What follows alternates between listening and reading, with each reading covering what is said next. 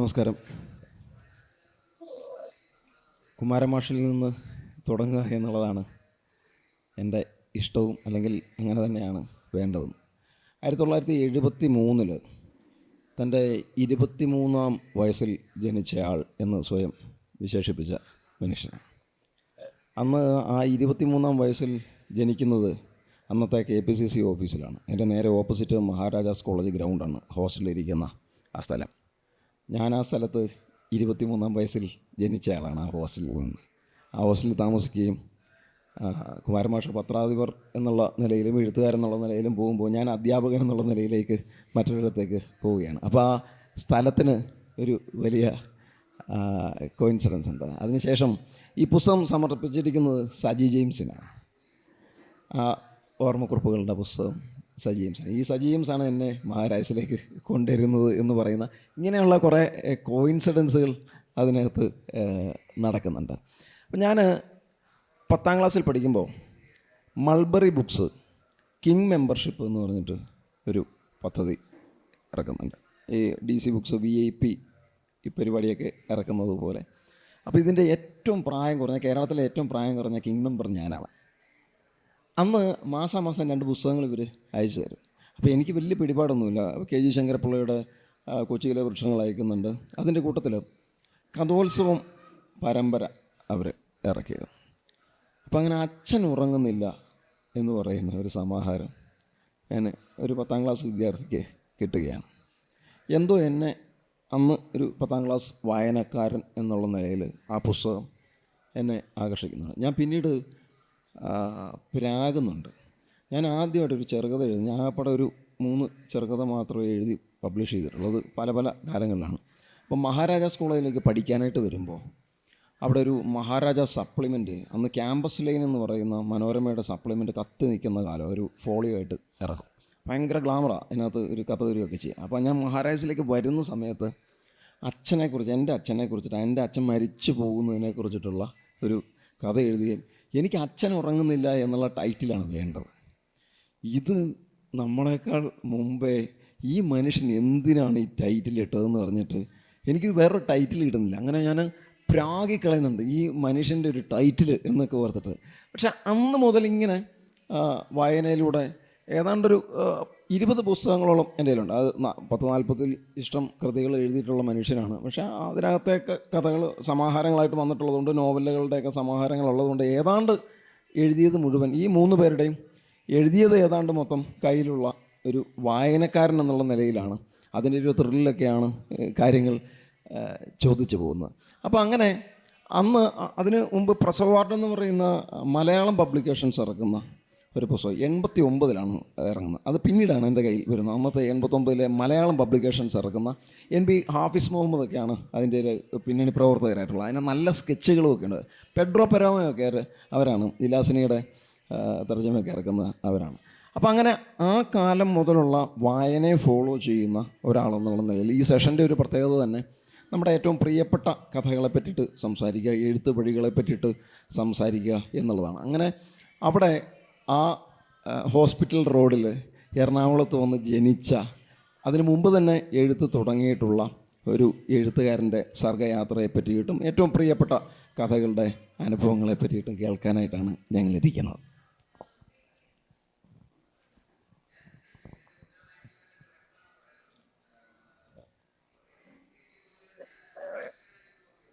WFൻ്റെ 2ാമത്തെ എഡിഷനാണ് ഇപ്പോൾ ഇവിടെ നടന്നുകൊണ്ടിരിക്കുന്നത്. യഥാർത്ഥത്തിൽ വയനാട് വെച്ചൊരു സാഹിത്യോത്സവം സംഘടിപ്പിക്കുന്നു എന്നറിഞ്ഞപ്പോഴേ എനിക്കാദ്യം ഒരത്ഭുതവും അതുപോലെ തന്നെ വിശ്വാസക്കുറവും ഉണ്ടായി എന്നത് യാഥാർത്ഥ്യമാണ്. കാരണം സാഹിത്യോത്സവങ്ങളൊക്കെ തന്നെ പലപ്പോഴും നഗര കേന്ദ്രീകൃതമായ ഒരു ആഘോഷമാണ്. അത്തരമൊരു സംരംഭം വയനാട് വെച്ച് നടത്തിയാൽ എത്രത്തോളം വിജയകരമായിരിക്കും എന്നുള്ള ഒരു സംശയം എനിക്കുണ്ടായിരുന്നു. ആദ്യത്തെ എഡിഷൻ കഴിഞ്ഞപ്പോൾ അതിൻ്റെ സംശയം ഏറെക്കുറെ മാറിക്കഴിഞ്ഞു. അതിൻ്റെ പ്രധാനപ്പെട്ട കാരണം അത് സംഘടിപ്പിച്ചവരുടെ ആത്മാർത്ഥത തന്നെയാണ്. സംഘടിപ്പിക്കുന്നതിന് പിന്നിൽ എത്രത്തോളം അധ്വാനമുണ്ടാകും എന്ന് നമുക്ക് ഊഹിക്കാൻ മാത്രമേ കഴിയുള്ളൂ. ഇത്രയും പ്രശസ്തരായ എഴുത്തുകാരെ, കഴിഞ്ഞ പ്രാവശ്യം അരുന്ധതി റോയ് ഇവിടെ വന്നിരുന്നു. ഇപ്രാവശ്യവും അതുപോലെ തന്നെ പ്രമുഖരായ ഒരുപാട് വ്യക്തിത്വങ്ങൾ ഇവിടെ വരുന്നുണ്ട്. അത് യഥാർത്ഥത്തിൽ വയനാട്ടിലുള്ളവർക്ക് വലിയൊരു അനുഭവമാണ്. ഇപ്പോൾ നഗരത്തിൽ താമസിക്കുന്ന ഞങ്ങൾക്ക് ഇതിപ്പോൾ ഒരു അത്ഭുതം ആണെന്ന് ഒരിക്കലും പറയാൻ സാധിക്കില്ല. ഞങ്ങളുടെ നഗരങ്ങളിലൊക്കെ തന്നെ ഇതിനേക്കാൾ ഗംഭീരമായ ഒരുപാട് സാഹിത്യോത്സവങ്ങൾ അരങ്ങേറിക്കൊണ്ടിരിക്കുകയാണ്.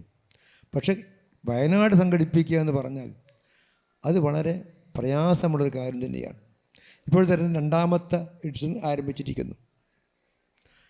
അതും ഏറെക്കുറെ സമയങ്ങളിൽ അല്പം മാറ്റമുണ്ടെങ്കിൽ പോലും വളരെ നന്നായി തന്നെ മുന്നോട്ട് പോകുന്നു എന്നാണ് ഞാൻ മനസ്സിലാക്കുന്നത്. ഏതായാലും ഇത്തരത്തിലുള്ള ഒരു സാഹിത്യോത്സവം വയനാട് സംഘടിപ്പിക്കാൻ മുതിർന്ന സംഘാടകരെയും എന്നെ ക്ഷണിച്ച വിനോദ് ജോസ്, അതുപോലെ തന്നെ VH നിഷാദ് എന്നിവരെയും ഞാൻ ആദ്യമായിട്ട് അഭിനന്ദിക്കുകയാണ്. അതോടൊപ്പം തന്നെ ഇവിടെ പങ്കെടുക്കുന്ന എൻ്റെ പ്രിയ സുഹൃത്തുക്കളായ അംബികാസുധൻ മാങ്ങാട്, AS പ്രിയ എന്നിവരോടൊപ്പം വേദി പങ്കെടുക്കാൻ പങ്കുവെക്കാൻ കഴിഞ്ഞതിലുള്ള സന്തോഷവും ഞാൻ അറിയിക്കുകയാണ്. ഞാനിവിടെ ബിപിൻ ചന്ദ്രൻ എന്നുള്ള മോഡറേറ്ററെ കുറിച്ച് അറിഞ്ഞപ്പോൾ അദ്ദേഹത്തിൻ്റെ മിക്ക കഥകളും ഞാൻ വായിച്ചിട്ടുണ്ട്. അദ്ദേഹത്തിൻ്റെ സിനിമകളേറെ കുറെ കണ്ടിട്ടുണ്ട്. അതല്ലാതെ പിന്നൊരു മനോഹരമായൊരു കുറിപ്പ് മലയാളം വാരികയിൽ ഞാൻ വായിക്കുകയുണ്ടായി. അതല്ലാതെ അദ്ദേഹത്തെക്കുറിച്ച് എനിക്കൊന്നും അറിയില്ല. ഇപ്പോൾ ഈ ദിവസം അദ്ദേഹം എന്നെയും ഞെട്ടിച്ചിരിക്കുകയാണ്. കാരണം 23-ാം വയസ്സിൽ ജനിച്ച ഒരാൾ എന്നതിൻ്റെ പൊരുൾ എന്താണ് എന്ന് എന്നോട് പലരും ചോദിക്കാറുണ്ട്. പക്ഷേ അതിൻ്റെ പൊരുൾ കൃത്യമായിട്ട് മനസ്സിലാക്കിക്കൊണ്ട് ഇവിടെ എൻ്റെ സാഹിത്യ ജീവിതത്തെ സംബന്ധിച്ചുള്ള ഒരു ആകെത്തുക അവതരിപ്പിക്കുവാൻ മോഡറേറ്റർ എന്നുള്ള നിലയ്ക്ക് ശ്രീ ബിപിൻ ചന്ദ്രന് കഴിഞ്ഞു എന്നതും ഞാൻ സന്തോഷപൂർവ്വം പറയുകയാണ്. പിന്നെ അദ്ദേഹം ചോദിച്ച ചോദ്യം എന്തേലും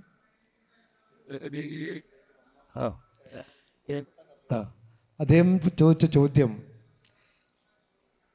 എൻ്റെ ഒരു കാലഘട്ടം ഏറെക്കുറെ ഒരു പത്രപ്രവർത്തകൻ്റെ കാലഘട്ടമാണ്. ഞാൻ എൻ്റെ പൊതുജീവിതം ആരംഭിക്കുന്നത് പത്രപ്രവർത്തകനകത്ത് കടന്നുകൊണ്ടാണ്. സാഹിത്യം എന്നുള്ളത് ഒരിക്കൽ പോലും എൻ്റെ മറ്റു ബാഹ്യമണ്ഡലങ്ങളെ സ്വാധീനിക്കുന്ന ഒരു ഘടകവുമായിരുന്നില്ല. സ്വകാര്യമായി എഴുതും, പ്രസിദ്ധപ്പെടുത്തും. അതല്ലാതെ അതിനെക്കുറിച്ച് പലപ്പോഴും ചർച്ചകൾ പോലും ഞാൻ വെക്കാറില്ല. ആ ഒരു സാഹചര്യത്തിൽ അത് എത്ര പേർ വായിക്കുന്നു എന്ന് പോലും എനിക്ക് അറിയുമായിരുന്നില്ല എന്നാണ് യാഥാർത്ഥ്യം. പത്രപ്രവർത്തനത്തിൻ്റെ ഇടയിൽ നിന്ന് വീണ് കിട്ടുന്ന ചില നിമിഷങ്ങളിൽ ഞാൻ എഴുതുന്നു.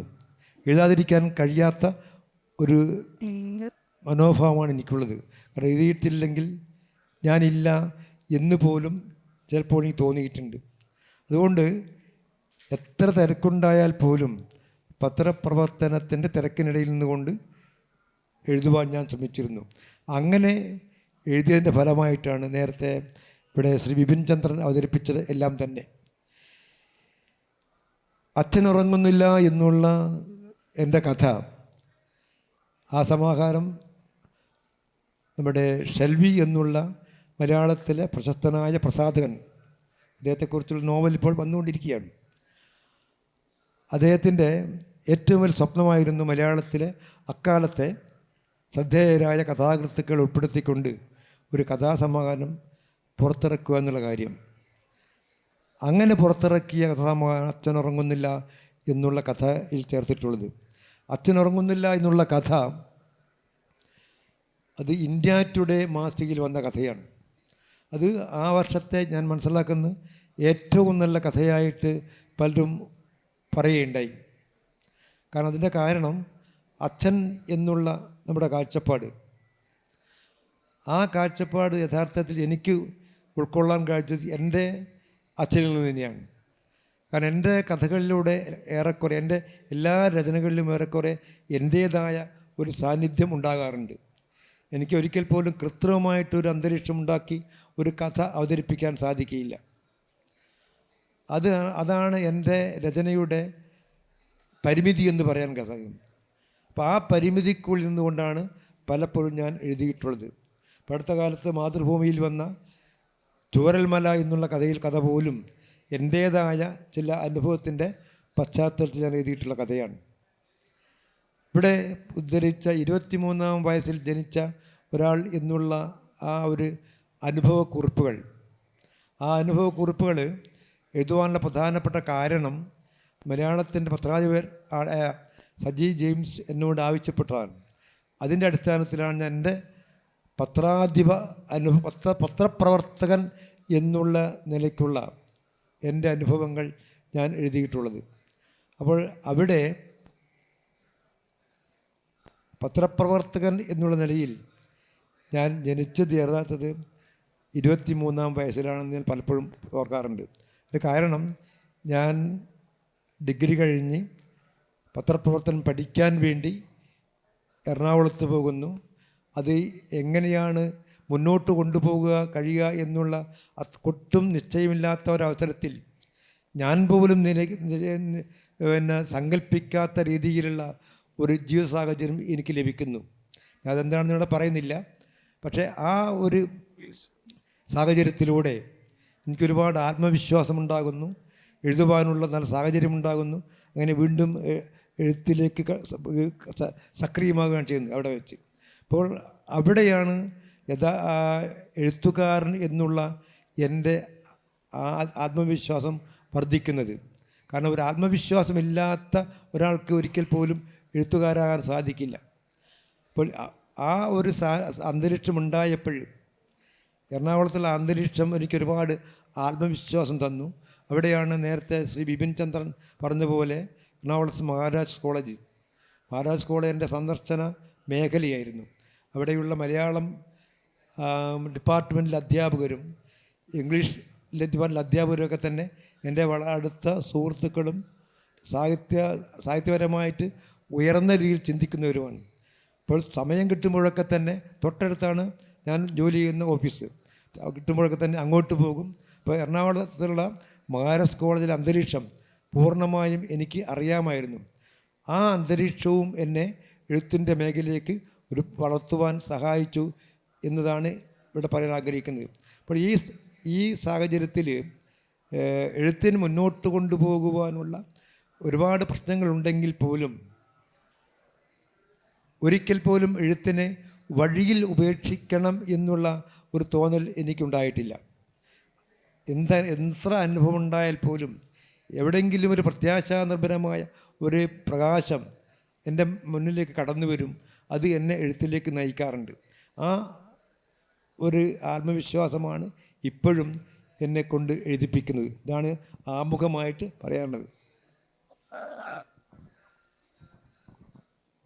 ഇതേപോലെ തന്നെ ആ തലമുറയിൽ ഇപ്പോൾ 70കളിൽ എഴുതി തുടങ്ങുകയും അത് അനുസ്യൂതം തുടരുകയും ചെയ്യുന്ന കുമാരേട്ടനെ പോലെയുള്ള ഒരു എഴുത്തുകാരന് ശേഷമുള്ള ഇപ്പോൾ 80കളിലായിരിക്കാം ഒരു പക്ഷേ അംബികാസുധൻ മാഷിൻ്റെ ഒരു എഴുത്ത് പ്രവേശം. 85-ൽ കോഴിക്കോട് സർവകലാശാല യുവജനോത്സവത്തിൽ കഥാമത്സരത്തിൽ കിട്ടുന്ന പുരസ്കാരമായിരിക്കണം ഒരു വരവറിയിക്കൽ എന്ന് പറയുന്ന ഒരു സംഭവം. ഞാൻ ആദ്യം വായിക്കുന്ന ഒരു വായനക്കാരൻ എന്നുള്ള നിലയിലുള്ള എൻ്റെ അനുഭവം 96-ൽ പുറത്തിറങ്ങുന്ന വാലില്ലാത്ത കിണ്ടിയാണ് ഞാൻ ആദ്യം വായിക്കുന്നത്.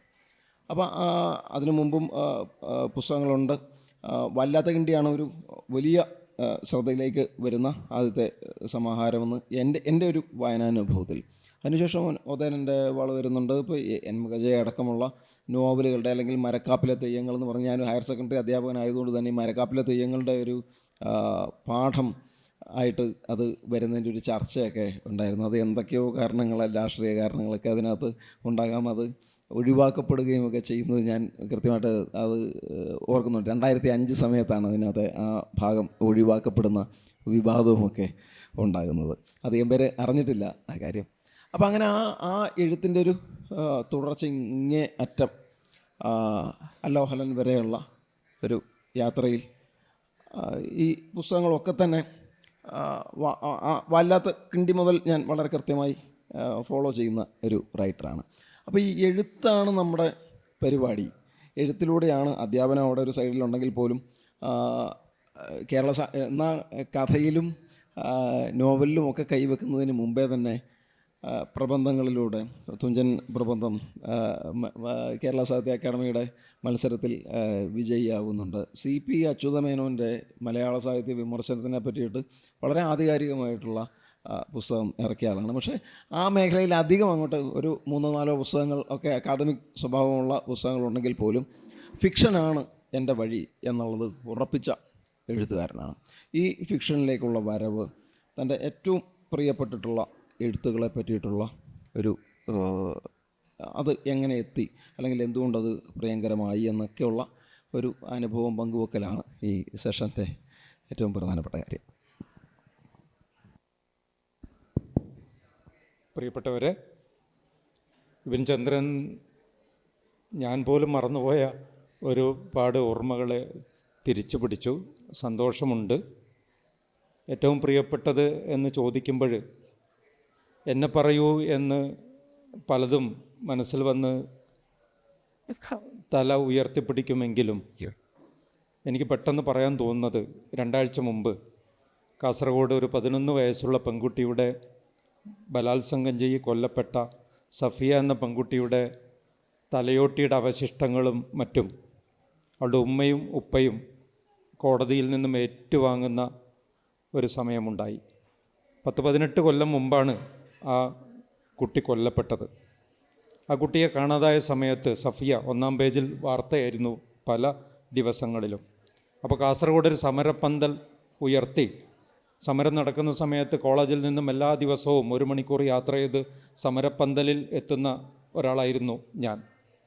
അപ്പോൾ ആ സമയത്താണ് എന്മകജ എഴുതിക്കൊണ്ടിരിക്കുന്ന സമയത്താണ് ഓണപ്പതിപ്പുകൾക്ക് 3 കഥ എഴുതണം. അപ്പോൾ 2 ദിവസം മാറ്റിവെച്ചിട്ട് 3 കഥ എഴുതുകയാണ്. പെട്ടെന്ന് എന്മകജയിലേക്ക് തിരിച്ച് കയറണം. അപ്പോഴാണ് 2-ാമത്തെ ദിവസം രാത്രി ആയപ്പോഴാണ് എന്മകജ എഴുതാൻ തുടങ്ങാൻ വീണ്ടും തുടരാൻ ഇരിക്കുന്ന സമയത്താണ് ഒരു കഥ എഴുതൂ എന്ന് മനസ്സ് പറയുന്നത്. മനസ്സിൽ കഥയില്ല, പക്ഷെ എഴുതൂ എന്ന് പറയുന്നു. കടലാസ് വെച്ചിരിക്കുകയാണ്. അപ്പോഴാണ് ഒരു പെൺകുട്ടി മഴ നനഞ്ഞോടുന്ന ദൃശ്യം മനസ്സിൽ വരുന്നത്. പെട്ടെന്ന് ആ പെൺകുട്ടി സഫിയ ആണ് എന്ന് കാണുകയും പെട്ടെന്ന് ആ കഥ ഓരോ പാരഗ്രാഫ് എഴുതുമ്പോഴും അടുത്ത പാരഗ്രാഫിൽ എന്താണ് സംഭവിക്കുന്നതെന്ന് എനിക്കറിയില്ല. വാസ്തവത്തിൽ അവിടെ സംഭവിച്ചത് ഈ 11 വയസ്സുള്ള പെൺകുട്ടിയെ ഹംസ എന്ന് പറയുന്ന അകന്ന ബന്ധു ഗോവയിലേക്ക് പഠിപ്പിക്കാമെന്ന് പറഞ്ഞു കൊണ്ടുപോവുകയും പഠിപ്പിക്കുന്നതിന് പകരം ആ കുട്ടിയെ വീട്ടുജോലി ഏൽപ്പിക്കുകയും പിന്നീട് ഈ മനുഷ്യൻ തന്നെ ആ പെൺകുഞ്ഞിനെ ബലാത്സംഗം ചെയ്യുകയും പിന്നീട് പലർക്കും കാഴ്ചവെക്കുകയും ഒടുവിൽ നിർദ്ദയം ആ കൊച്ചു പെൺകുട്ടിയെ കൊല്ലുകയും മുറിച്ച് കഷ്ണങ്ങളാക്കിയിട്ട് പുഴക്കരയിൽ പ്ലാസ്റ്റിക് ബാഗുകളിൽ കുഴിച്ചിടുകയും ഒക്കെ ചെയ്ത സംഭവം പത്രങ്ങളിലൊക്കെ വാർത്തയായിരുന്നു. പക്ഷേ പത്രങ്ങളിൽ ഈ വാർത്ത വന്നു തുടങ്ങുമ്പോൾ തന്നെ സമരങ്ങൾ നടക്കുന്നുണ്ട്. ഈ കുട്ടി ഹംസയെ പിടിക്കുന്നതിന് മുമ്പ് തന്നെ സമരം തുടങ്ങുകയും ഞങ്ങൾ സമരപ്പന്തലിൽ പങ്കെടുക്കുകയും ഒക്കെ ചെയ്യുന്നുണ്ട്. അപ്പോഴാണ് ഈ കഥ ഞാൻ എഴുതുന്നത്. കഥ എഴുതി പിറ്റേന്ന് പുലർച്ചെ എഴുന്നേറ്റിട്ട് പകർത്തി എഴുതിയിട്ട് ഉടനെ അന്ന് തന്നെ മാതൃഭൂമി ആഴ്ചപ്പതിപ്പിന് അയക്കുകയാണ്. എന്നാലേ എനിക്കതിൽ നിന്ന് മോചനം കിട്ടിയാലേ എന്മകജയിലേക്ക് തിരിച്ച് കയറാൻ പറ്റൂ. അയച്ച് അത്ഭുതകരമെന്ന് പറയട്ടെ, ഒരു കഥയും വരാത്ത മുമ്പ് എൻ്റെ കഥ നമ്മുടെ കഥ അയച്ച ഒരു സമയമുണ്ടല്ലോ, പക്ഷേ ഇതൊരു 15 ദിവസത്തിനകത്ത് അച്ചടിച്ച് വരികയാണ്. ഒരു ചൊവ്വാഴ്ച അച്ചടിച്ച് വന്ന് ഞാൻ കോളേജിൽ പോകുന്നതും കൊണ്ട് കോളേജിൽ പോയി ബാഗിൽ അതുണ്ട്. അപ്പോൾ ഇൻ്റർവെൽ സമയത്ത് തന്നെ മാത്തിൽ കോളേജിലൊരു സുരേഷ് എന്ന അധ്യാപകൻ വിളിച്ചിട്ട് പറയുന്നു, മാഷേ കഥ വായിച്ചു, ഫസ്റ്റ് അവർ ഞാൻ കുട്ടികൾക്ക് വായിച്ചു കൊടുത്തു, കുട്ടികൾ മുഴുവൻ കരയുന്നു. സെക്കൻഡ് അവറും വായിച്ചു കൊടുത്തു, അവിടെയും കുട്ടികൾ മുഴുവൻ കരയുന്നു. തേർഡ് അവറും വായിച്ചു കൊടുക്കും. അപ്പോൾ എനിക്ക് അത്ഭുതമായി. അങ്ങനെ ഒരു കഥ ചലനമുണ്ടാക്കുമെന്നറിയാൻ വേണ്ടിയിട്ട് ഞാൻ എൻ്റെ കഥയിൽ ഈ കുട്ടിയെ ജീവനോടെ തിരിച്ചു കൊണ്ടുവരുന്നതാണ്, കൊല്ലുന്നില്ല. രക്ഷപ്പെടുത്തി കൊണ്ടുവരികയാണ് എൻ്റെ കഥയിൽ. ആർത്തു പെയ്യുന്ന മഴയിൽ ഒരു ജുമൈല എന്ന 2008 എഴുതിയ കഥയാണ്. അപ്പോൾ ഈ കഥ കുട്ടിയെ തിരിച്ചു കൊണ്ടുവരുന്ന ഈ കഥയാണ്. പക്ഷേ കുട്ടികൾ കരയുന്നു. ഞാൻ ക്ലാസ്സിൽ പോയി വായിച്ചപ്പോഴും ആദ്യമായിട്ടാണ് ഞാൻ എൻ്റെ ഒരു കഥ ഞാൻ പഠിപ്പിക്കുന്ന മലയാളം ക്ലാസ്സിൽ വായിക്കുന്നത്. അപ്പോൾ കുട്ടികൾ ഏതാണ്ട് പകുതിയോളം കുട്ടികളുടെ കണ്ണ് നിറഞ്ഞൊഴുകുന്നു. അപ്പോൾ എനിക്ക് അത്ഭുതമായി, ഇങ്ങനെ ഒരു കഥ ചലനം ഉണ്ടാക്കുമോ? പിന്നെ ഒരു 2 ഉച്ചയ്ക്ക് ശേഷമുള്ള 2 ക്ലാസ്സുകളിൽ കൂടി വായിച്ചു കൊടുത്തു. അപ്പോൾ ഞാൻ കുട്ടികളോട് പറഞ്ഞു, കുട്ടികളെ ഞാൻ ഈ കഥ എഴുതുമ്പോൾ തന്നെ ഒരു തീരുമാനമെടുത്തിട്ടുണ്ട്. മാതൃഭൂമി ആഴ്ചപ്പതിപ്പ് ആ സമയത്ത് 2500 രൂപയാണ് തരിക. അപ്പോൾ അത് ഞാൻ നാളെ തന്നെ സമരപ്പന്തലിൽ പോയിട്ട് ആ ഉമ്മയ്ക്ക് കൊടുക്കുകയാണ്. അപ്പോൾ നിങ്ങൾ നാളെ വരുമ്പോൾ 1 രൂപയോ 2 രൂപയോ ഇഷ്ടപ്പെട്ടവർ കൊണ്ടുവരണം. പക്ഷേ കുട്ടികൾ കൊണ്ടുവന്നത് 5 രൂപയും 10 രൂപയും 100 രൂപയൊക്കെയാണ്. 3750 രൂപ പിറ്റേന്ന് കിട്ടി 3 ക്ലാസ്സിൽ നിന്ന് മാത്രമായിട്ട്. അപ്പോൾ എനിക്ക് കിട്ടാവുന്ന 2500 രൂപയും എടുത്തിട്ട് പിറ്റേന്ന് ഞാൻ സമരപ്പന്തലിലെത്തുമ്പോൾ കാണുന്നത് അവിടെ തൃക്കരിപ്പൂർ അല എന്ന് പറയുന്ന ഒരു സംഘടന ഈ കഥ വായിക്കുകയാണ്. കഥയിലെ നായികയുടെ ഉമ്മ റോഡിൽ പർദ്ദ ധരിച്ചിട്ട് റോഡിൽ കിടക്കുകയാണ്. ഉപ്പ സമരപ്പന്തലിരിക്കുകയാണ് വിഷണ്ണനായിട്ട്. സമരം നടക്കുകയാണ്. സമരത്തെക്കുറിച്ചുള്ള കഥയാണ് വായിക്കുന്നത്. അവിടെ കൂക്കാനം റഹ്മാൻ കഥയെ വരക്കുന്നു. അപ്പോൾ എനിക്ക് കുറച്ചു നേരം കഥ ഏതാണ് ജീവിതം ഏതാണ് എന്ന് മനസ്സിലാവാത്ത ഒരു സന്നിഗ്ധാവസ്ഥ ഉണ്ടായി. ഞാൻ ഈ പൈസ അമ്പലത്തറ കുഞ്ഞികൃഷ്ണനെ കൺവീനറെ ഏൽപ്പിച്ചപ്പോൾ അദ്ദേഹം ഞാൻ പറഞ്ഞു സ്വകാര്യമായിട്ട് കൊടുക്കണം. അല്ല, സ്വകാര്യമായിട്ട് ഇത് കൊടുക്കാൻ പറ്റില്ല എന്ന് പറഞ്ഞിട്ട് അവിടെ അപ്പോൾ MLA വരികയും MLA ഈ പൈസ ഈ സഫിയയുടെ ഉമ്മക്ക് കൊടുക്കുകയും ചെയ്യുന്നു. അന്ന് രാത്രിയാണ് അതിൻ്റെ ഒരു ക്ലൈമാക്സ് സംഭവിക്കുന്നത്. അന്ന് രാത്രി എന്നെ അപ്പോഴത്തേക്കും ഈ ഹംസയെ അറസ്റ്റ് ചെയ്തിട്ട് റിമാൻഡിലാക്കിയിട്ടുണ്ട്. സബ് ജയിലിലെ പോലീസ് ഓഫീസർ ഒരു സന്തോഷ് എന്നെ വിളിച്ചിട്ട് പറയാണ്, സാറേ ഒരു സംഭവം ഉണ്ടായിന്ന്. രാവിലെ മാതൃഭൂമി ആഴ്ചപ്പതിപ്പ് ഞാൻ വായിച്ചു. ഞാൻ സ്ഥിരം വായിക്കുന്ന ആളാണ്. മാഷ്ടെ കഥ വായിച്ചപ്പോൾ അത് സഫിയെക്കുറിച്ചുള്ളതാണല്ലോ എന്ന് കണ്ടിട്ട് പ്രതിക്ക് അത് വായിക്കാൻ കൊടുക്കുകയാണ്. പ്രതിക്ക് മലയാളം വായിക്കാൻ അറിയില്ല, മലയാളിയാണെങ്കിലും. മറ്റൊരു തടവുകാരൻ പ്രതിക്ക് വായിച്ചു കൊടുത്തു. കഥ വായിക്കുമ്പോൾ ഇയാൾ വളരെ ശ്രദ്ധിച്ചിരിക്കുകയും ഈ തന്നെക്കുറിച്ചുള്ള കഥയാണല്ലോ. കഥ കേട്ട് കഴിയുമ്പോഴേ ഹംസ എന്ന് പറയുന്ന ഈ മനുഷ്യൻ പൊട്ടിക്കരയാൻ തുടങ്ങുകയും ചെയ്യുന്നു. ഈ ഓഫീസർ ഇത് കാണുകയാണ്. അതായത് ഒരു 11 വയസ്സുള്ള കൊച്ചു പെൺകുട്ടിയെ പിന്നെ മാനഭംഗപ്പെടുത്തുകയും പലർക്കും കാഴ്ചവയ്ക്കുകയും നിർദ്ദയം കൊല്ലുകയും വെട്ടിമുറിച്ച് കഷ്ണങ്ങളാക്കിയിട്ട് കുഴിച്ചിടുകയും ചെയ്യുമ്പോൾ ഒരു മനുഷ്യന് തോന്നാത്ത കുറ്റബോധം ഒരു കഥ വായിച്ചിട്ട് അയാളെ പൊട്ടിക്കരയാൻ പ്രേരിപ്പിക്കുന്നുണ്ടെങ്കിൽ കഥയ്ക്കൊരു ശക്തിയുണ്ട്, അല്ലെങ്കിൽ സാഹിത്യത്തിന്, നോവലിന്, കവിതയ്ക്ക് എല്ലാത്തിനും ഒരു ശക്തിയുണ്ട് എന്ന് തീർത്തും ബോധ്യമായത് അന്നാണ്. എൻ്റെ കഥയിൽ ഈ കുട്ടിയെ രക്ഷപ്പെടുത്തി കൊണ്ടുവരികയാണ്, കൊല്ലുന്നില്ല. വളരെ യാദൃശികമായിട്ട് ആ വീട്ടിൽ നിന്ന് ഇറങ്ങി ഓടുന്ന ഈ പെൺകുട്ടിയെ ശിവദാസൻ എന്നൊരാൾ കാണുകയാണ്. അയാൾ വീട്ടിലേക്ക് കൊണ്ടുപോകാണ്. അയാൾ മദ്യപിച്ചിട്ടുണ്ട്. അയാൾ ഒറ്റയ്ക്ക് മാത്രമേ ഉള്ളൂ. അപ്പോൾ ഈ പെൺകുട്ടിക്ക് ഭയങ്കര പേടിയായി. ഒരുപാട് പീഡനങ്ങളിൽ നിന്ന് രക്ഷപ്പെട്ട് ഓടി വരുന്ന പെൺകുട്ടിയാണ്. അയാൾ അവസാനം അയാളോട് പറയാണ്, സാറ് വേണമെങ്കിൽ എന്നെ പീഡിപ്പിച്ചോ. അയാൾ ഫോൺ ചെയ്യുന്ന കണ്ടിട്ട്, സാറ് വേറെ ആരെയും വിളിച്ചു വരുത്തല്ലേ, എനിക്ക് തീരെ വയ്യ. പക്ഷേ അയാൾ ആ കുട്ടിക്ക് വേണ്ട ഭക്ഷണമൊക്കെ ഉണ്ടാക്കിയിട്ട് പിന്നെ ഈ കുട്ടി കളിപ്പാവ അവിടെ മോള് മരണപ്പെട്ടു പോയിട്ടുണ്ട് അയാളുടെ. പിന്നെ അയാൾക്ക് മകളായിട്ടാണ് കാണുന്നത്. ഭക്ഷണമൊക്കെ ഉണ്ടാക്കി കൊടുത്തിട്ട് പിന്നെ കിടക്ക വിരിച്ചു കൊടുക്കുകയാണ്. കിടക്ക വിരിച്ചു കൊടുക്കുന്ന നേരം ഇവൾ ചോദിക്കും, അപ്പോൾ നിങ്ങളെവിടെയാണ് കിടക്കുക? അപ്പോൾ അയാൾ പറഞ്ഞ്, ഞാൻ താഴെ കിടന്നോളും. അന്നേരം ആ പെൺകുട്ടി പറയും, ഇതെവിടെ ഇഷ്ടംപോലെ സ്ഥലമുണ്ടല്ലോ, വേണ്ട ഞാൻ താഴെ കിടന്നോളാം. കഥയുടെ അവസാനം അയാൾ താഴെ കിടന്നിട്ട് വിളിക്കും, മോളെ എന്ന് വിളിക്കും. എന്തേ എന്ന് ചോദിക്കും. ഞാൻ നിൻ്റെ അടുത്ത് കിടന്നോട്ടെ കുറച്ച് നേരം. അതിനെന്താ? അവൾക്ക് പേടിയൊക്കെ പോയി. ഇയാൾ ഈ കുട്ടിയുടെ അടുത്ത് കിടക്കുകയാണ്. കരയില്ല എന്ന് അയാൾ തീരുമാനിച്ചിരുന്നു. പക്ഷേ അയാൾ കരഞ്ഞു പോവാണ്. അങ്ങനെയാണ് കഥ അവസാനിക്കുന്ന. കുട്ടിയെ രക്ഷപ്പെടുത്തി കൊണ്ടുവരികയാണ്. അപ്പോൾ ഒരു കഥ എത്രമാത്രം എന്നെ സംബന്ധിച്ചിടത്തോളം നേരത്തെ സൂചിപ്പിച്ചതുപോലെ എനിക്ക് എൻ്റെ എഴുത്ത് മുഴുവൻ എന്മകജയായാലും എല്ലാ രചനകളും ഒരു സമര വഴിയാണ്. അതൊരു ആക്ടിവിസത്തിൻ്റെ ഭാഗമായിട്ടാണ് ഞാൻ എഴുതിയിട്ടുള്ള 6ാം ക്ലാസ് മുതൽ എഴുതിയിട്ടുള്ള ജീവിത പ്രശ്നങ്ങൾ എന്ന കഥ തൊട്ട് ഇത് 50ാമത്തെ എഴുത്തിൻ്റെ 50ാം വർഷമാണ്. അപ്പോൾ ഈ കാലത്തെ മുഴുവൻ രചനകൾ എടുത്തു നോക്കിക്കഴിഞ്ഞാലും ജീവിത പ്രശ്നങ്ങൾ എന്നൊരു ടൈറ്റിൽ കൊടുക്കാൻ പറ്റും.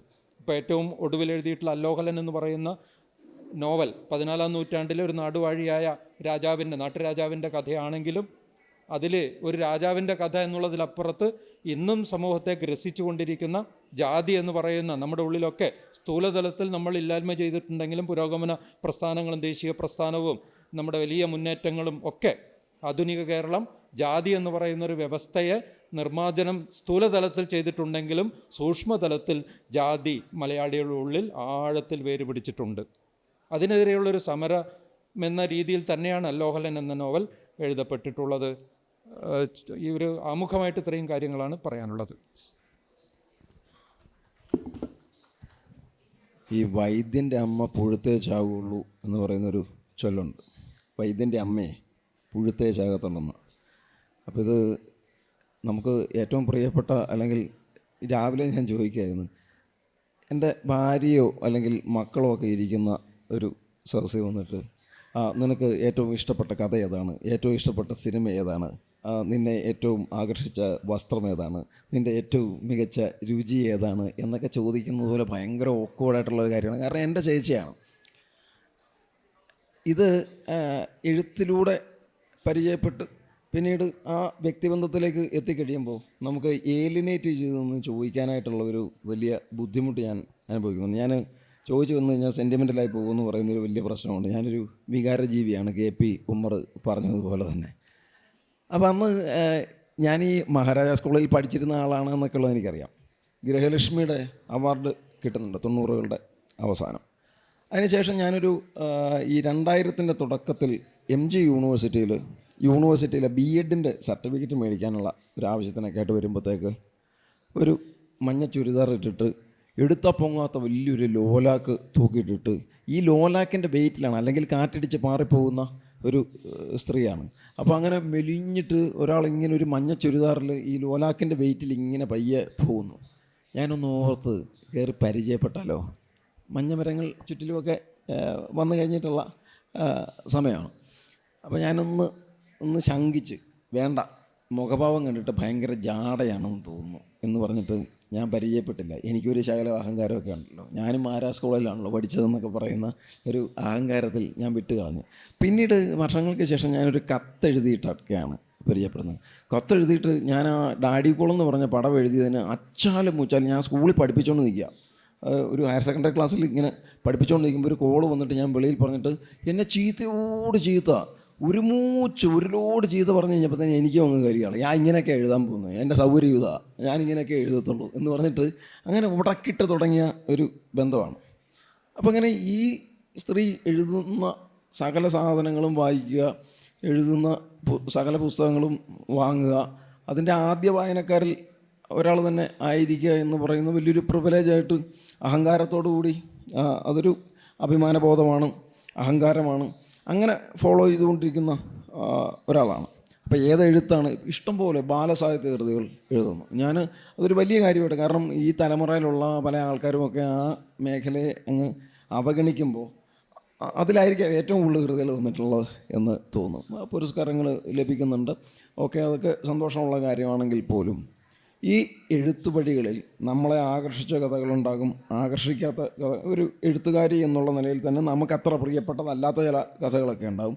ചിലത് നമ്മളെ കഥയ്ക്കപ്പുറം, ഈ പറഞ്ഞതുപോലെ അംബികാസുധൻ മാഷ് പറഞ്ഞതുപോലെ കഥയും ജീവിതവും കൂടിക്കുഴഞ്ഞിട്ട് ഇത് ഏതാണ് ഫിക്ഷൻ, ഏതാണ് ലൈഫ് എന്ന് പറയുന്ന, ഏതാണ് സ്ട്രേഞ്ചർ എന്ന് പറയുന്ന ഒരു വലിയ ചോദ്യം ഉയർത്തുന്ന സന്ദർഭങ്ങൾ നമ്മുടെ എല്ലാ എഴുത്തുകാരുടെയും എഴുത്ത് ജീവിതത്തിൽ ഉണ്ടാകും. അപ്പം അത്തരമൊരു അനുഭവം തന്നിട്ടുള്ള കഥകൾ എന്താണ് എന്നുള്ളത് ഒന്ന് പറഞ്ഞാൽ നന്നായിരിക്കും.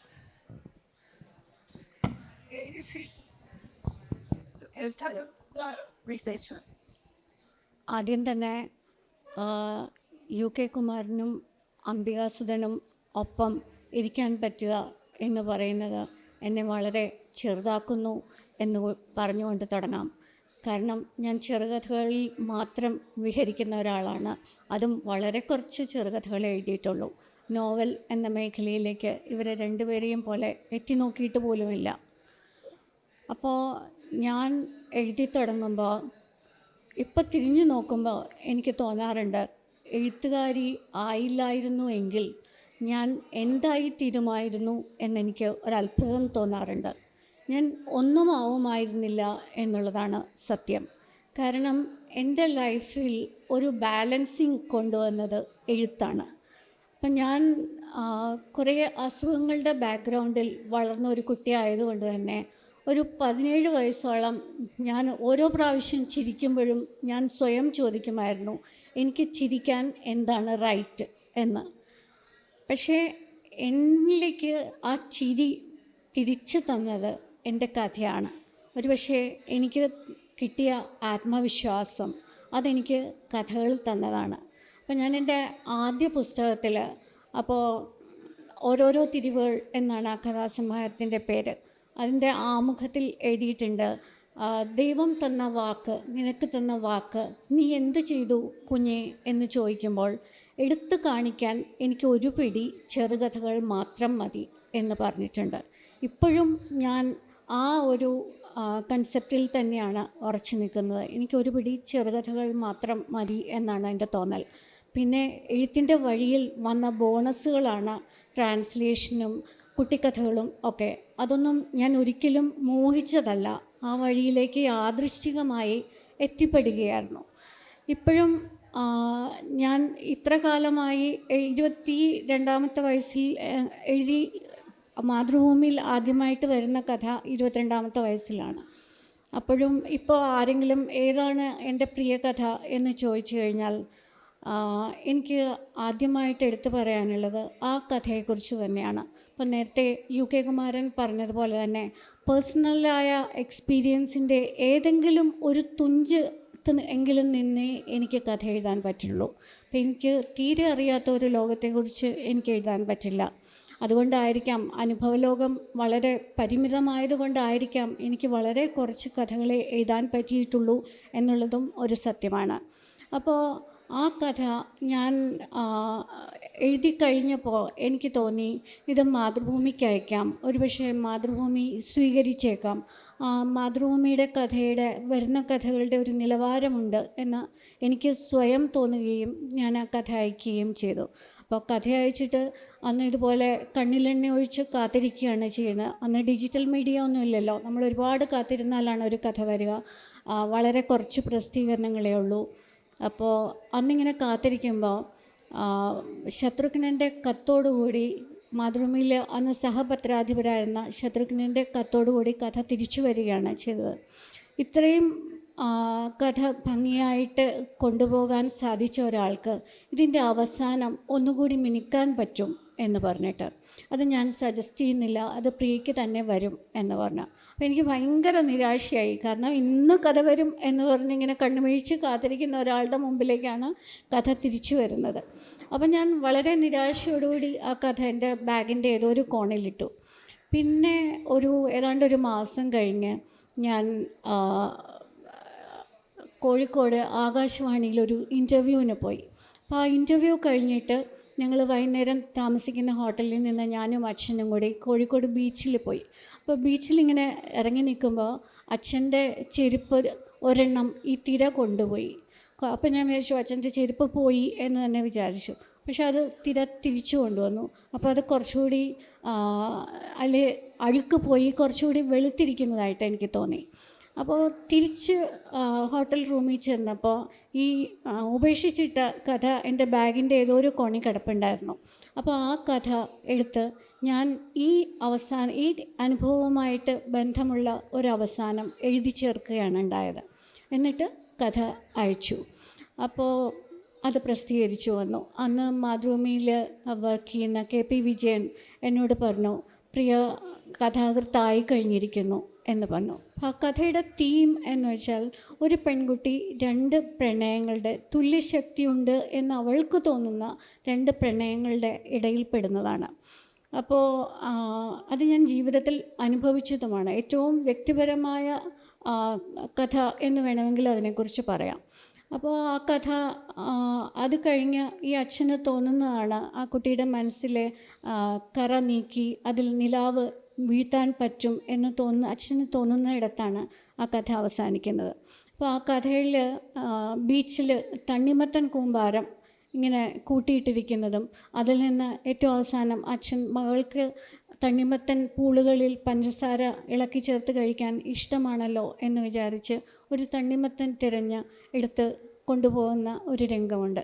അപ്പോൾ പലപ്പോഴും പിന്നെ പലരും എന്നോട് പറഞ്ഞിട്ടുണ്ട്, എവിടെ തണ്ണിമത്തൻ കൂമ്പാരം കൂട്ടിയിരിക്കുന്നത് കണ്ടാലും പ്രിയയുടെ കഥ അച്ഛൻ എന്ന് പറഞ്ഞ കഥ ഓർക്കും എന്ന്.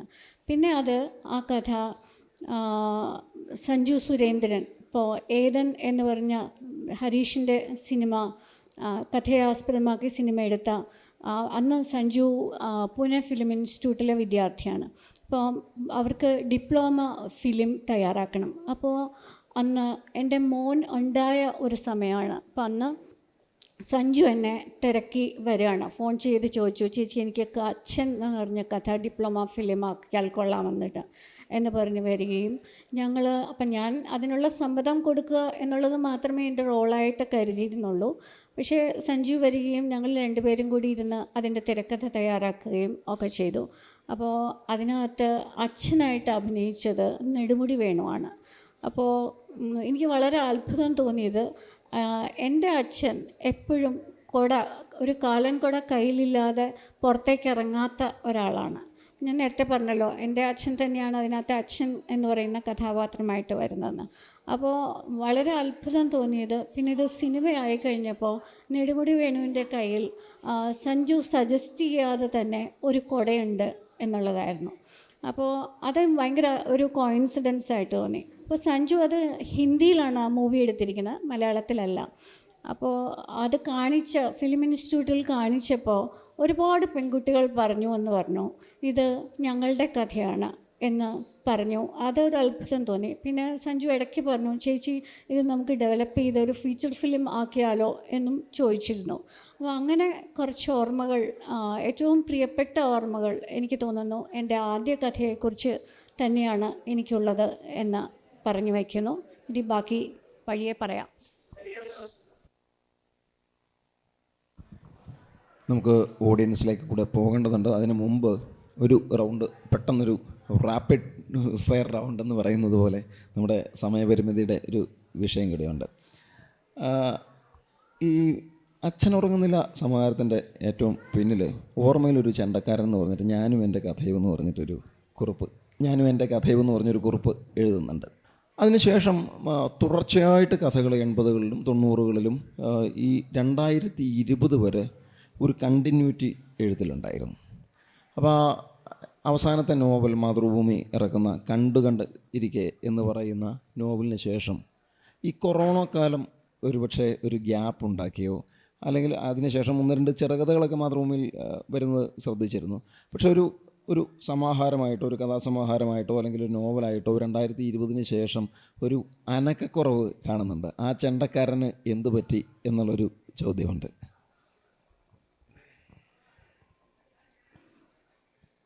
ശ്രീ വിപിൻ ചന്ദ്രൻ്റെ ചോദ്യം എൻ്റെ എഴുത്തിന് അനുസ്യൂതത കുറവുണ്ടോ എന്നാണ്. എനിക്കറിയില്ല. ഓർമ്മയിൽ ഒരു ചെണ്ടക്കാരൻ എന്നുള്ളത് എൻ്റെ ആദ്യ കഥയുടെ ഓർമ്മപ്പെടുത്തലാണ്. ഞാൻ 17ാമത്തെ വയസ്സിൽ എഴുതിയ ഒരു കഥ, ഒരു ചെണ്ടക്കാരൻ്റെ കഥയാണ്.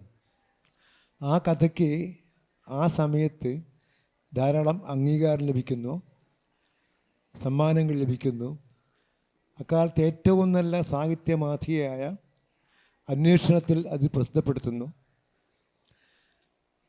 ആ കഥയാണ് എന്നെ ഒരു എഴുത്തുകാരൻ എന്നുള്ള നിലയിൽ ഈ സമൂഹത്തിന് മുമ്പിൽ ആദ്യമായി പ്രതിഷ്ഠിച്ചത്. അതോടുകൂടി എനിക്ക് എഴുതുവാൻ കഴിയും എന്നുള്ള ഒരു ആത്മവിശ്വാസമുണ്ടായി. ഞാനക്കാലത്ത് ഫസ്റ്റ് പ്രീ ഡിഗ്രി പഠിക്കുകയാണ് കോളേജിൽ, ഇവിടുത്തെ +1.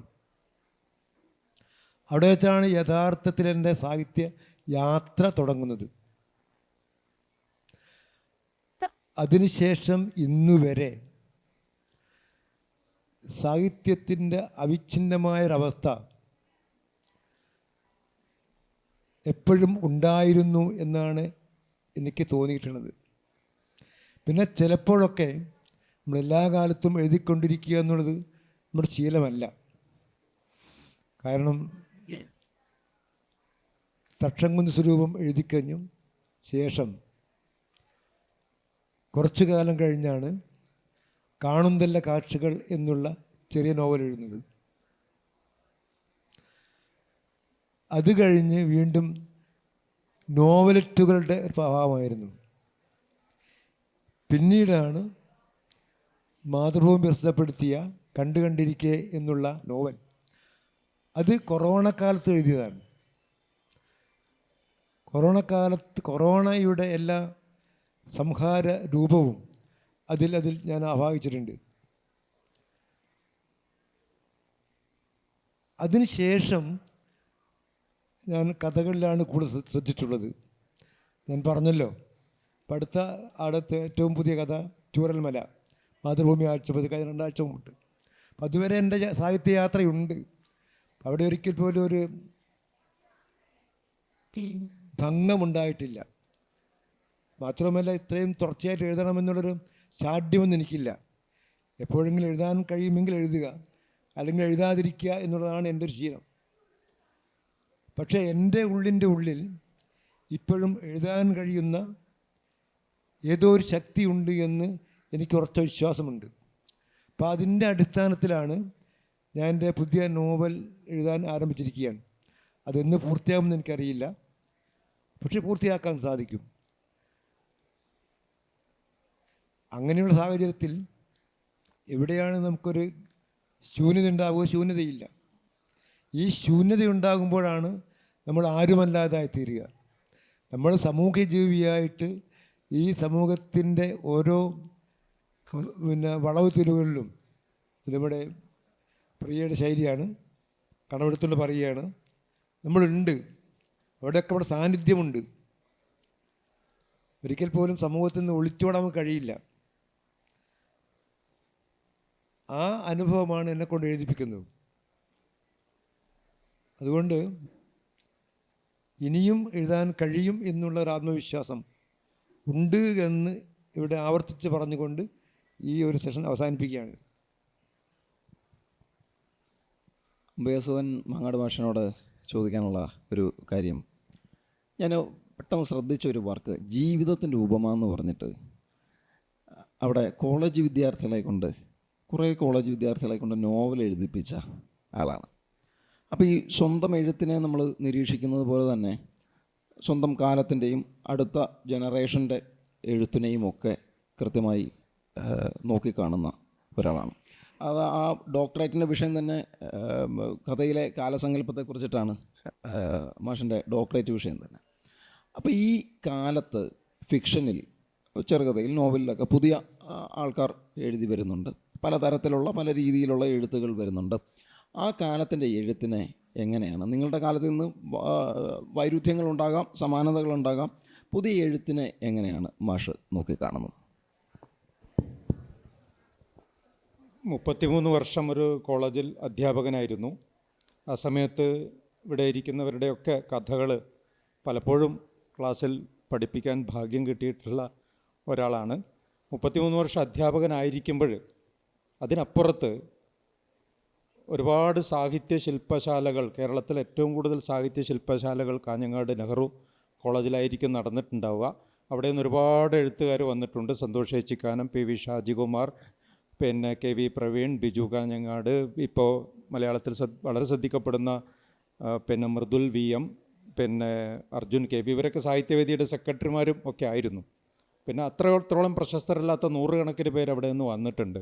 ഈ 33 വർഷം സാഹിത്യത്തിൻ്റെ ഒരു വലിയ അന്തരീക്ഷം കോളേജിലുണ്ടാക്കുക എന്നുള്ളത്, ഞാൻ നിരന്തരമായിട്ട് എഴുത്ത് മാത്രമല്ല, 10-25 വർഷം എൻഡോസൾഫാൻ സമരത്തിൻ്റെ ഒരു മുന്നണിയിൽ നിൽക്കുന്ന ഒരാളെന്നുള്ള നിലയിൽ ഉണ്ടായിട്ടുള്ള എല്ലാ സമരങ്ങളിലും ഉപവാസങ്ങളിലും പങ്കെടുത്തിട്ടുള്ള ഒരു വശത്ത് അങ്ങനെ, ഒരു വശത്ത് ഇങ്ങനെ ധാരാളം വിദ്യാർത്ഥികളെ എഴുത്തിലേക്ക് കൊണ്ടുവരാനുള്ള ഒരു അക്ഷീണമായ പ്രയത്നം. കാരണം ഇവരൊക്കെ ഇന്ന് മലയാളത്തിലെ പുതിയ എഴുത്തിൽ, ഷാജികുമാർ ആയാലും മൃദുലായാലും ഒക്കെ തന്നെ മലയാളത്തിൽ ഇന്ന്, എനിക്ക് തോന്നുന്നു മലയാളത്തിൽ ഇന്ന് പുതിയ എഴുത്തുകാരുണ്ടാക്കുന്ന അത്ഭുതങ്ങൾ, മഹാ അത്ഭുതങ്ങൾ, ഫിക്ഷനിൽ, കവിതയിൽ, നോവലിൽ എത്രമാത്രം മികച്ച രചനകളാണ് ഇന്ന് വന്നുകൊണ്ടിരിക്കുന്നത്, അല്ലേ?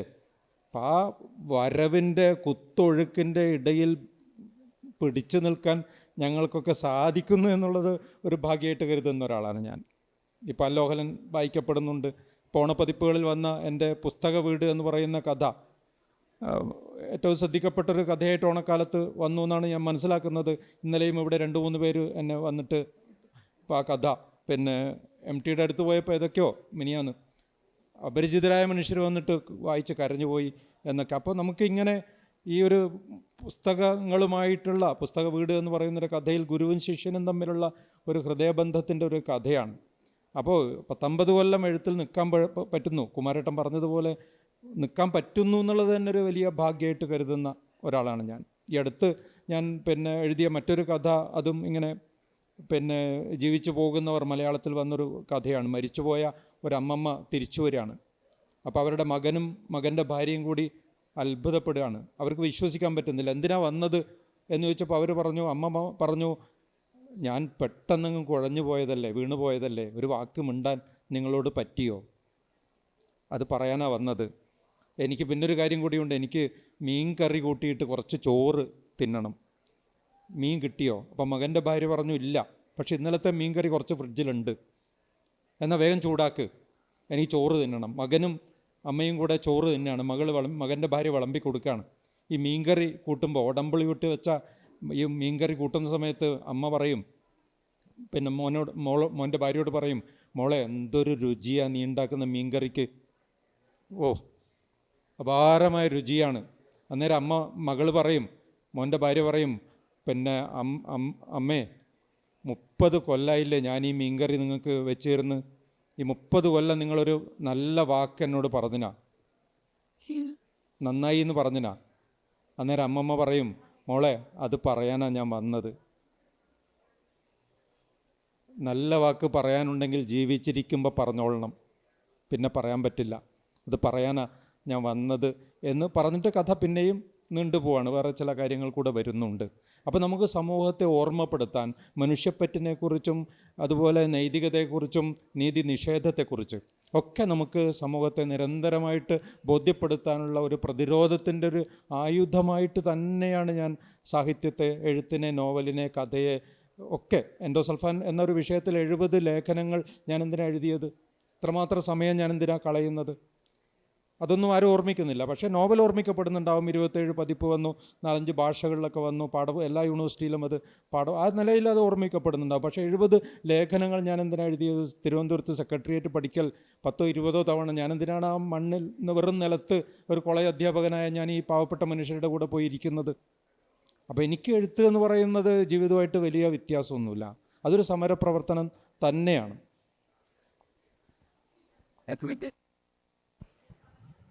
പ്രിയായസ് എന്നുള്ള എഴുത്തുകാരിക്ക് എഴുത്ത് സമരപ്രവർത്തനമാണോ?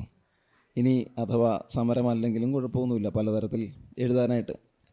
എഴുത്ത് ഒരു സമരപ്രവർത്തനമാണോ എന്നുള്ളൊരു ചോദ്യമുണ്ട്.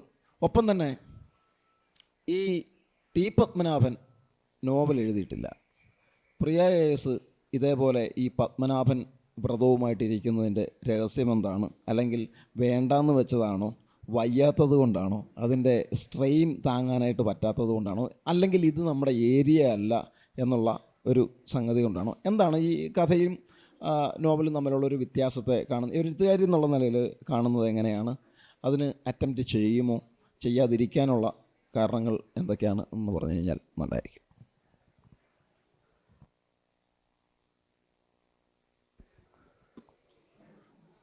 ഞാൻ നോവൽ എഴുതുമോ എന്നുള്ളത് എനിക്ക് തന്നെ അറിയില്ലാത്തൊരു കാര്യമാണ്. കാരണം അതിൻ്റെ സ്വപ്നത്തിൽ പെടുന്നില്ല എന്നുള്ളതാണ് സത്യം. പിന്നെ ഒരു നോവൽ എഴുതാനുള്ള സ്ട്രെയിൻ ഏറ്റെടുക്കാനുള്ള ത്രാണി ഇല്ല എന്ന് നേരത്തെ തോന്നിയിരുന്നു. പക്ഷേ അരുന്ധതി റോയിയെ ട്രാൻസ്ലേറ്റ് ചെയ്തപ്പോൾ എനിക്ക് മനസ്സിലായി, എനിക്ക് എഴുത്തിനുള്ള ക്ഷമയുണ്ട് എന്നുള്ളത് എനിക്ക് മനസ്സിലായി. കാരണം നമ്മൾ സ്വയം എഴുതുന്നതിനേക്കാൾ ഏറെ സ്ട്രെയിനുള്ളൊരു പ്രക്രിയയാണ് നോവൽ ട്രാൻസ്ലേഷൻ. അതും മലയാളത്തിലേക്ക് ട്രാൻസ്ലേഷൻ അസാധ്യമാണ് എന്ന് എം മുകുന്ദൻ അടിവരയിട്ട് പറഞ്ഞ ഒരു പുസ്തകം ഏറ്റെടുക്കുമ്പോൾ എനിക്ക് എൻ്റെ കൈയും ആത്മാവും ഒക്കെ വിറച്ചിരുന്നു എന്നുള്ളതാണ് സത്യം. അത് എങ്ങനെയെങ്കിലും പൂർത്തിയാക്കാൻ പറ്റണേ എന്ന് പ്രാർത്ഥിക്കുകയല്ല ചെയ്തത്, അത് നന്നായി തന്നെ ട്രാൻസ്ലേറ്റ് ചെയ്യാൻ പറ്റണേ എന്നാണ് പ്രാർത്ഥിച്ചത്. അതുകൊണ്ട് തന്നെ അവർ പറഞ്ഞ സമയം അതിക്രമിച്ചാണ് എനിക്ക് പുസ്തകം കൊടുക്കാൻ പറ്റിയത്. അത് ഇപ്പോൾ പോലും ഞാനത് ഒന്നുകൂടെ വായിച്ച് നോക്കാറില്ല. കാരണം എൻ്റെ വിചാരം അത് ഇനിയും പെർഫെക്റ്റ് ആക്കാൻ ഉള്ള ഒരു സാധനമാണ് എന്നാണ്. അപ്പോൾ പത്മനാഭൻ എഴുതിയത്, അപ്പോൾ എനിക്ക് തോന്നാറുണ്ട് ചിലപ്പോൾ പത്മനാഭൻ്റെ കടൽ എന്ന് പറഞ്ഞ കഥ വായിക്കുമ്പോഴൊക്കെ എനിക്ക് തോന്നാറുണ്ട് അതൊരു പക്ഷേ പത്മനാഭന് നോവലാക്കാൻ പറ്റുമായിരുന്ന ഒരു സബ്ജക്റ്റാണ്. അതിനെ ഒരു ചെറുകഥയുടെ നട്ഷെല്ലിൽ ഒതുക്കുകയാണ് ചെയ്തത് എന്ന് തോന്നാറുണ്ട്. അപ്പോൾ അതുപോലെ പല ചെറുകഥകളും ഒരുപക്ഷെ മനസ്സ് വെച്ചാൽ നോവലിൻ്റെ ചട്ടക്കൂട്ടിലേക്ക് എത്തിക്കാൻ പറ്റുമായിരിക്കും. പക്ഷേ അങ്ങനെ ഒരു മാനസികാവസ്ഥ എനിക്ക് തോന്നിയിട്ടില്ല എന്നുള്ളതാണ് സത്യം. പിന്നെ ഇപ്പോൾ ഈ പറയുന്നത് പോലെ എഴുതുന്നതിനേക്കാൾ രസം പലരുടെയും നോവലുകൾ വായിക്കുമ്പോൾ കിട്ടുന്നുണ്ട്. ഇപ്പോൾ നോവലിൻ്റെ മലയാള സാഹിത്യത്തിൽ നോവലിൻ്റെ പുഷ്കല കാലമാണ് എന്ന് പറയാം. ഒരുപാട് പേർ, ചെറുപ്പക്കാരും മുതിർന്നവരുമായിട്ടുള്ളവർ, പിന്നെ ഇതുവരെ കേൾക്കാതിരുന്നവർ, എവിടെയോ ഒക്കെ വാൽമീകത്തിൽ ഒളിച്ചിരുന്നവർ ഒക്കെ പുറത്തേക്ക് വരികയാണ്. ഇപ്പോൾ ഹരിദാസ് സാവിത്രി യുടെ പുസ്തകം, പിന്നെ അങ്ങനെ ഒരുപാട് പേര്, ജിസ, അങ്ങനെയുള്ള ഒരുപാട് പേര് വരുമ്പോൾ നമ്മൾ എഴുത്തുകാർ ആത്യന്തികമായി വായനക്കാരാണ് എന്നാണ് ഞാൻ വിചാരിക്കുന്നത്. എഴുത്തിനേക്കാൾ സുഖം തരുന്നുണ്ട് ചിലപ്പോഴൊക്കെ വായന എന്നുള്ളതാണ് സത്യം. അപ്പോൾ അതുകൊണ്ട് എനിക്കറിയില്ല, ഞാൻ പറഞ്ഞല്ലോ, ഞാൻ ചെറുകഥ എഴുതണം എന്ന് മാത്രം മോഹിച്ച് വന്ന ഒരാളാണ്. ബാക്കി കിട്ടിയതൊക്കെ ബോണസാണ്. അതുകൊണ്ട് നോവൽ എഴുതാൻ പറ്റിയാൽ അതൊരു തീർച്ചയായും ഒരു ബോണസായിട്ട് മാത്രമേ ഞാൻ കണക്കാക്കുള്ളൂ. ഇപ്പോൾ ഞാൻ ചെറുകഥ എഴുതുന്ന പോലും വളരെ കുറവാണ്. 2 വർഷമായിട്ട് ഞാൻ ഒരു ചെറുകഥയും എഴുതിയിട്ടില്ല. അപ്പോൾ എന്നോട് ചില വായനക്കാർ പറയാറുണ്ട്, നിങ്ങൾ നിരന്തരമായി എഴുതിയില്ലെങ്കിൽ നിങ്ങളെ മറന്നു പോവും കേട്ടോ ആളുകൾ എന്ന് പറയും. അപ്പോൾ ഞാൻ മനസ്സിൽ വിചാരിക്കാറ്, ഞാൻ തുടർച്ചയായിട്ട് എഴുതിയില്ല എങ്കിൽ എന്നെ ആരെങ്കിലും മറന്നു പോകുന്നുണ്ട് എങ്കിൽ അവർ മറന്നു പോയിക്കോട്ടെ എന്ന് തന്നെയാണ് എൻ്റെ ഒരു ധാരണ. കാരണം ആരും ഓർമ്മിക്കാൻ വേണ്ടിയിട്ടല്ല ഞാൻ എഴുതുന്നത്, എൻ്റെ ജീവൻ്റെ നിലനിൽപ്പിന് വേണ്ടിയിട്ടാണ് ഞാൻ എഴുതുന്നത്. കാരണം എഴുത്തില്ലെങ്കിൽ ഞാനില്ല എന്നുള്ളതാണ് സത്യം.